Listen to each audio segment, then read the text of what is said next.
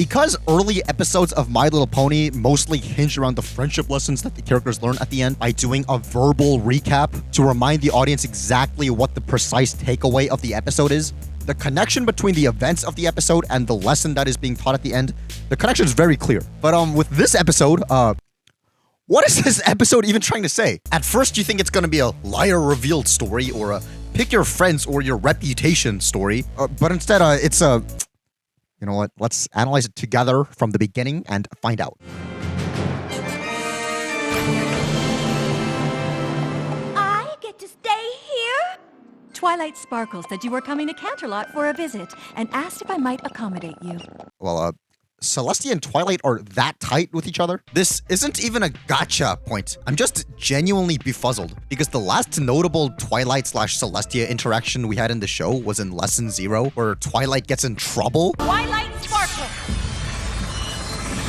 Which is, negative. Of course, things ended fine and she went back to sending her letters, but that doesn't seem like something to just, do and ask her for favors like this afterwards. Especially in Season 1, the most extended interaction they had was, similarly to Lesson 0, Twilight overthinking that Celestia will punish her. You have no idea what the princess is gonna do if she finds you're the one who took her pet, do you? She might banish you from Equestria, or throw you in a dungeon, or banish you and then throw you in a dungeon in the place that she banishes you to. And after that, ruining the Grand Galloping Gala. Then again, I guess she did save the world at some point in between all that, so maybe a favor was in order. Though, it would have made a little bit more sense if Celestia said Twilight mentioned in one of her letters that Rarity is going to visit Canterlot as a friendship update, and thus decide to accommodate her on her own will, which would have added some personality to Celestia because, we've been lacking that. Since that would have given us the knowledge that she's considerate and takes initiative to provide, but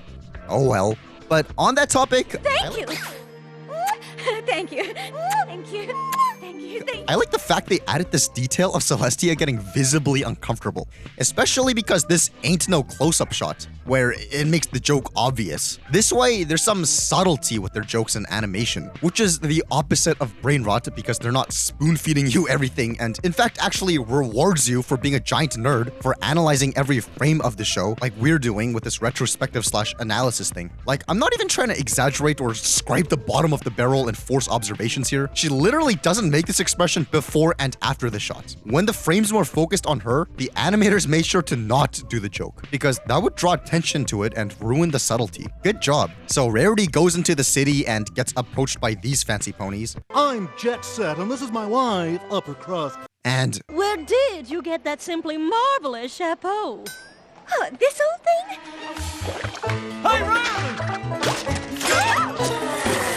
It's me, Hayseed Turn-Up Truck. We met at the big hoedown at Ponyville last fall. So, Hayseed here is a bit of a contrivance, as in a pony who just so happened to have been in a shared event with Rarity, just so happening to be here to talk to her is a bit dumb. However, I think we can excuse this since Rarity's a popular pony anyway, so something like this was bound to happen sooner or later. Plus, it shows us that the attitude of the city is to have these kinds of folks take weird, dangerous cleaning jobs. I mean, yes, somebody's got to do those jobs, but that is kind of interesting. That aside, this also marks the first time we really get to explore Canterlot.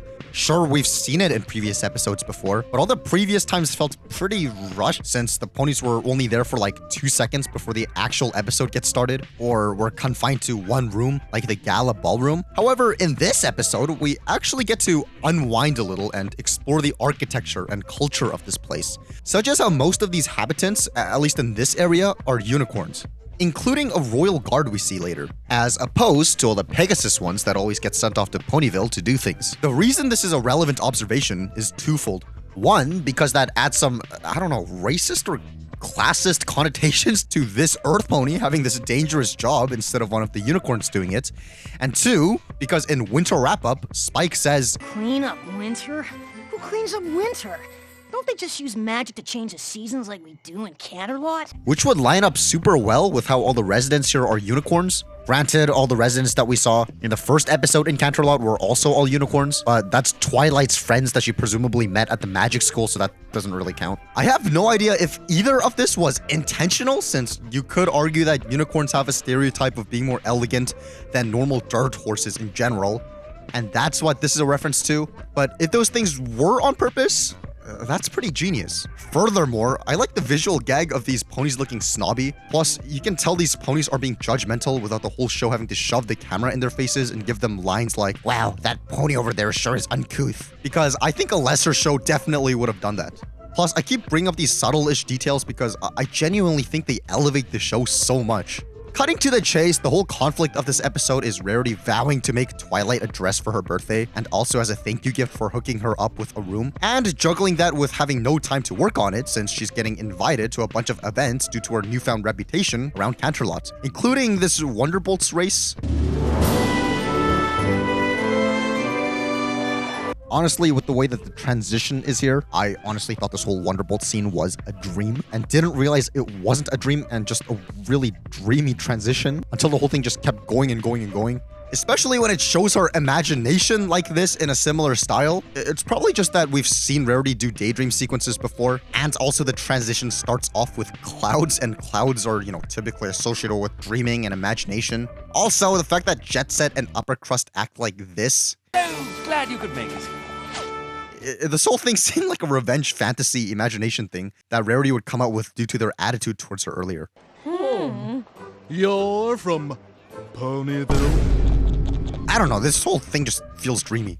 Anyways, it's kind of cool seeing how Rarity is the only pony here leaning on the ledge. Maybe it's to say that Rarity still has some naive, childlike innocence to her, unlike these snobs who have to put on a fancy facade to not tarnish their reputation. The fact that Rarity is the only one doing this here, as opposed to other ponies joining her doing it, or Rarity not doing this at all, that means that this must have been a deliberate decision for one reason or another. That's pretty cool. And I will give this episode that. As we'll soon see, the episode's moral is a little bit confusing, but that doesn't stop the actual quality of everything else surrounding it from being awesome. Like, the only way this episode could ruin my unwavering positive outlook on it would be for it to feature some world-building contradictory visual, such as, I don't know, for example, a non-Pegasus standing on a cloud. How the hell is this pony standing on the cloud? I thought that wasn't allowed! Wait! How'd you do that?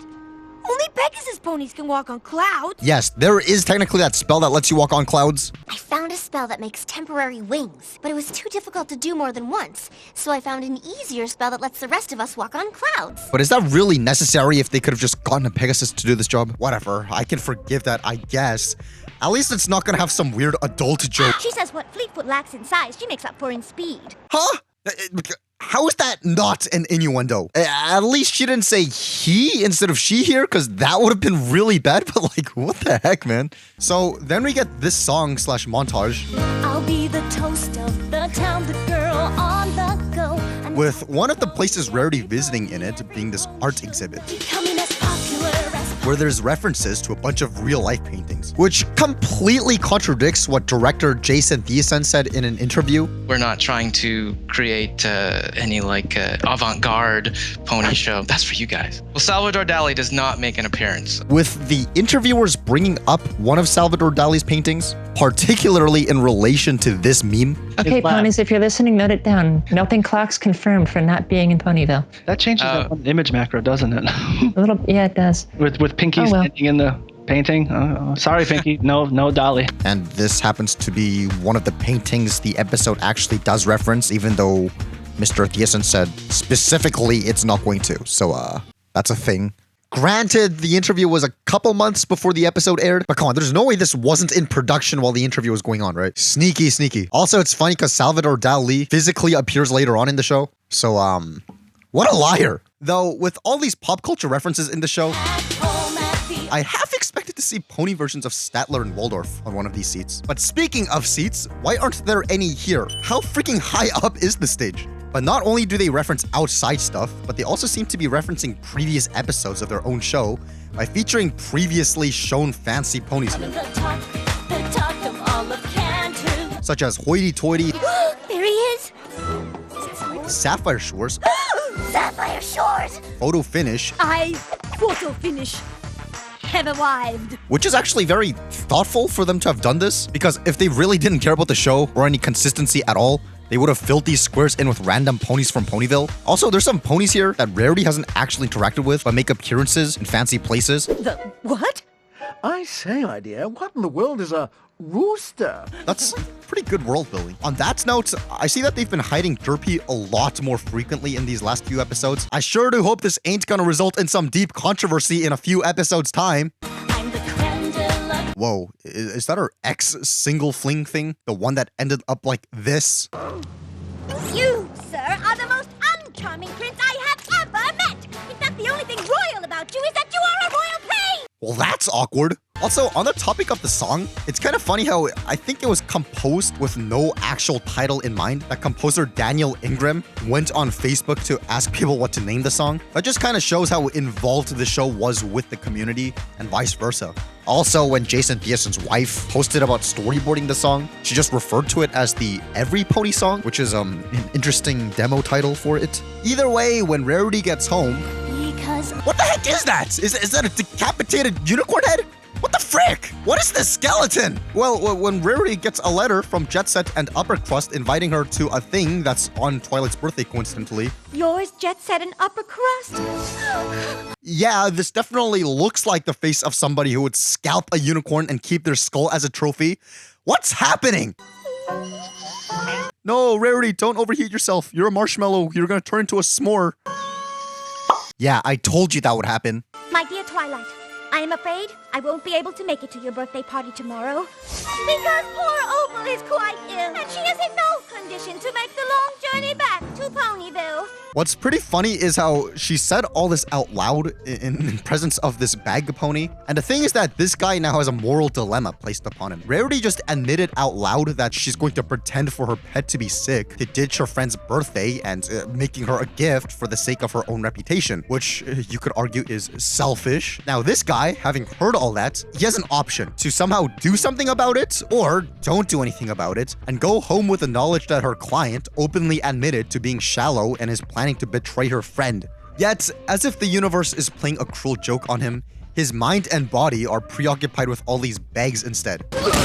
Wow, did those bags just phase through the floor? Either way, I think that's a thing that we all face in our lives pretty often, where we're stuck in between a rock and a hard place, yet we have more things on our plate that preoccupy us from thinking about how to get out of the rock and hard place. Well, the rest of the main six decide to visit Rarity and... Is that my dress? Yes. It's so simple, so practical, so me. It's the perfect dress for my birthday party. I love it. Well, that's convenient. This would actually bug me if it weren't for them adding this pretty cool callback. Right before she hit the ground, And on a similar note, it's kind of cool how if we take a closer look at these pillars, you'll see that they have cracks on them, which is a really good callback to the best night ever and how these were broken in that episode. This episode is on fire when it comes to all these callbacks. We also get callbacks to a bunch of outfits from previous episodes, like Rarity's gala dress, and the one from the end of Sisterhood Social, and two of her dresses from Green Isn't Your Color, and also the Trixie's curtain dress. One needs to have style. A unicorn's not a unicorn. The only one that rubs me the wrong way is this dress that she has on originally from an imagination sequence in the Ticketmaster. I guess it's a little disgusting how this was probably just a result of them reusing assets without considering it originally, doesn't actually exist. But I guess she could have, made it in real life afterwards, or she's been imagining herself in a dress that she already has in real life. Now that I think about it, when we daydream about ourselves in situations, unless it's a scene where you're actively imagining yourself wearing something in particular, do we picture ourselves in clothes that we have or just random clothes? Or that's a serious question. I want you guys to think about the last time you imagined yourself. Were you wearing clothes that you already own, or were you just like wearing generic clothes? I don't know. Let me know. Also, the previous episode had Pinky say, the only thing that should be rubbed in any pony's face is chocolate cake. and she does the exact thing in this episode. Multiple tie. You know what?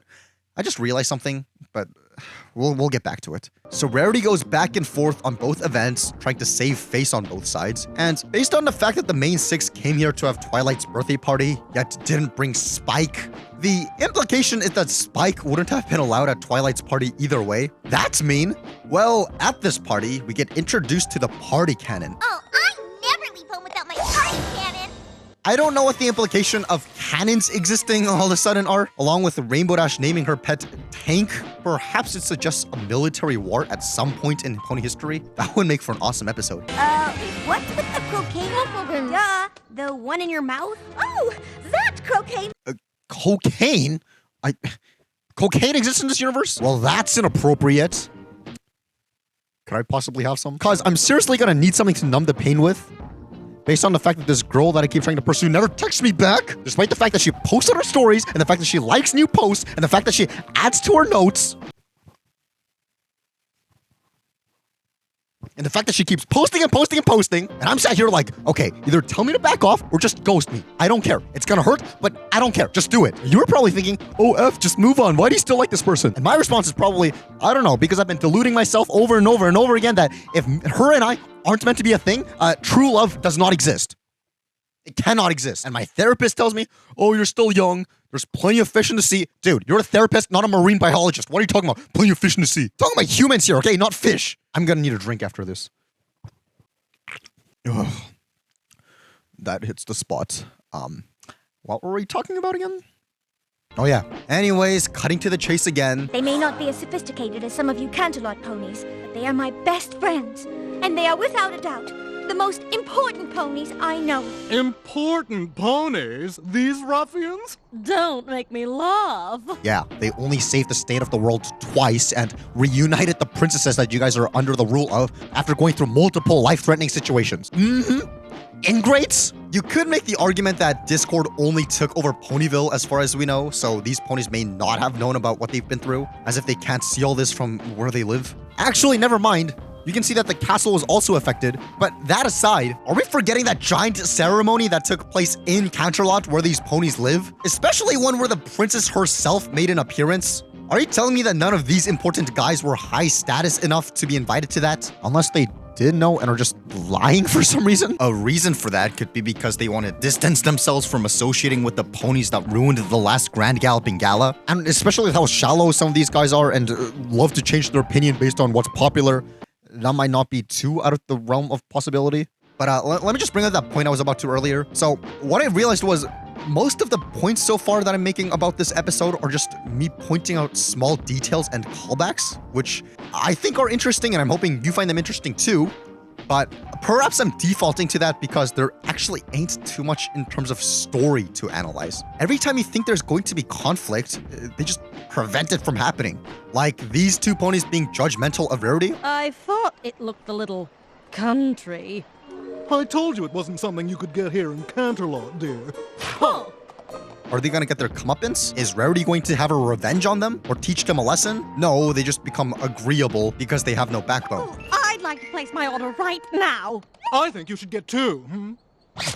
When Rarity bumps into Fancy Pants, is he going to get mad and start judging her also? No, he just ends up inviting her to something. Listen, I have a VIP box reserved at the Wonderbolts Derby this afternoon. Would you be so kind as to join me and a few... When Rarity doesn't finish Twilight's dress and makes it look like this, is Twilight gonna say something about it? No, and she conveniently likes it a lot. It's the perfect dress for my birthday party. I love it. When Rarity does this to Opal... I am so sorry about this.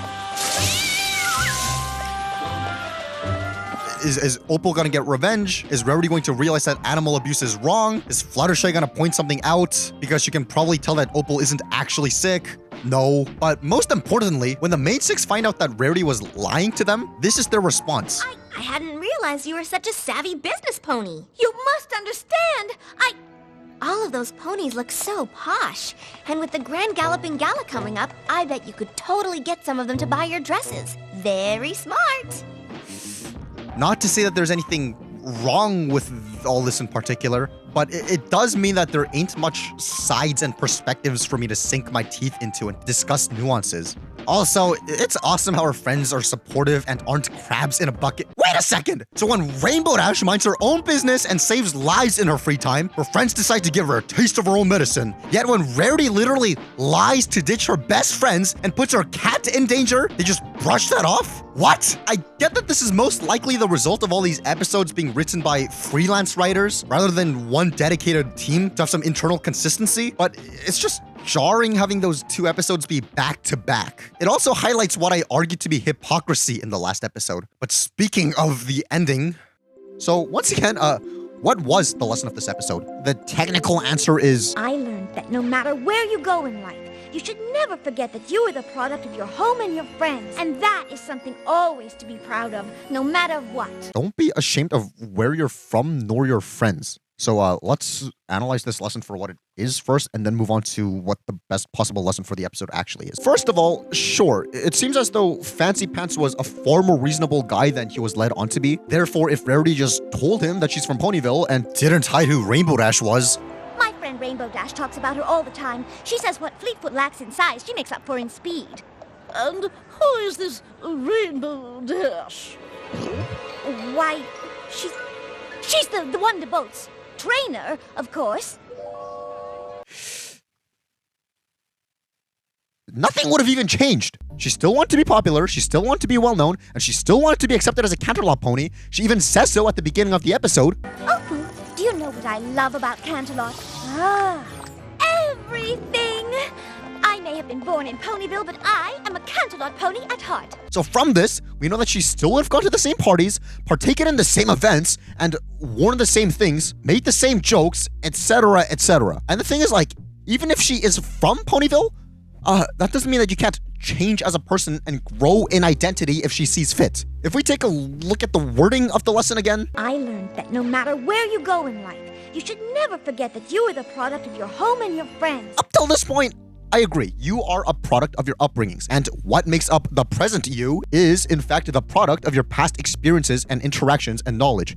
Yes, and it's good to be aware of that. But then she goes on to say... And that is something always to be proud of. And this is where I'm going to have to disagree. What if your upbringing is awful, with abuse of any and all kinds? I think to say that whatever we're the products of is something to be proud of is pretty unhealthy. Now, of course, if you've had an unhealthy upbringing, yet you've pulled yourself out of that, yes, that's definitely something to be proud of. And in a similar vein, if you're in a rough upbringing right now, yet you're still waking up and fighting and still alive, yes, that's definitely something to be proud of as well. And if that happens to describe the situation you're in right now, I'm also personally proud of you. Keep fighting. But, however, I think that the proudness should lie within your actions and response to the experiences and hardships, not like in the hardship itself. Now, for example, let's just say I'm addicted to energy drinks, right? Which I'm not. Let's just say hypothetically I am and I can't stop drinking energy drinks, right? And let's just say it's detrimental to me. Yet, I constantly make an effort to stop. I should be proud of myself for attempting to stop, not within, like, the fact that the energy drinks kills my liver and stuff, you know? It's just... I understand that I might be playing semantics a bit and getting a little too nitpicky with Rarity's wording, but it's just... The way that she works this, there's no discernment whatsoever. There's no discernment to be found. And I know that discernment is, like, very, very important. Especially because she tops this all off with... No matter what.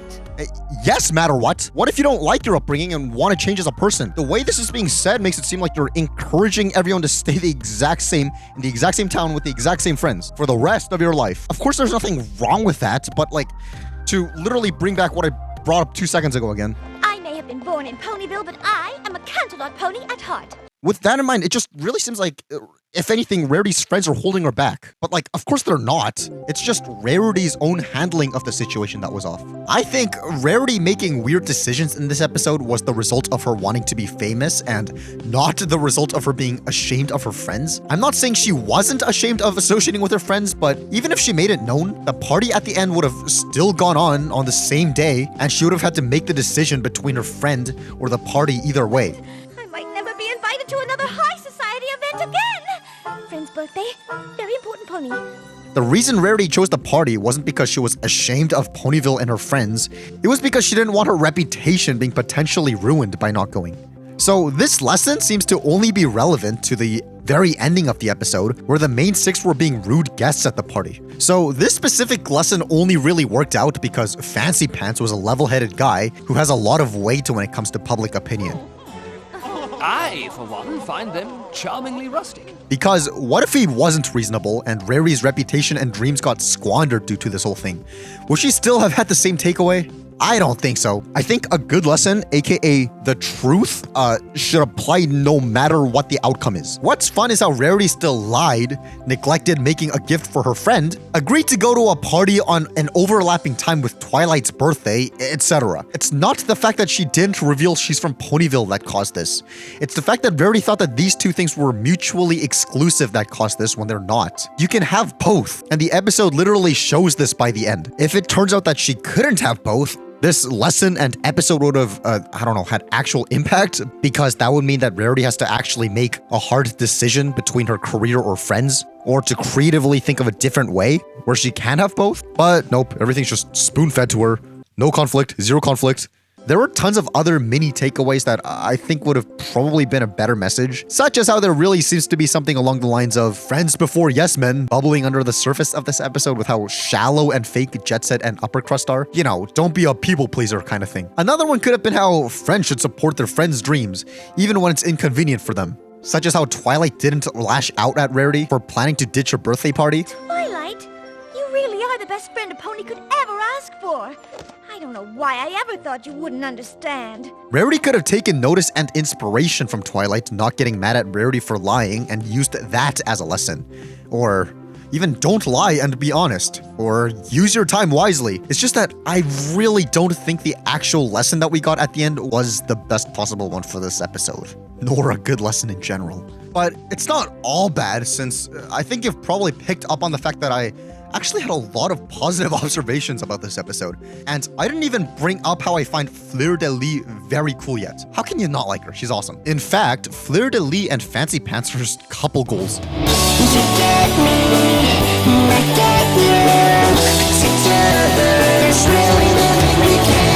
Yes, I just made a cover of a Talking Tom song just for this one joke. What did you think? Are you a fan of this lesson? And if you are, do you think this really was the best possible takeaway to this episode in particular? I'm curious to know your thoughts. I can see that there's a possibility I might have been a bit nitpicky with the wording, but I love playing devil's advocate. That's what I do. Because if you have a statement and then you also do devil's advocate for it, that just strengthens your original position if you can answer the devil's advocate. That's basically why I do what I do, and probably also the reason I have no friends and the girl doesn't text me back.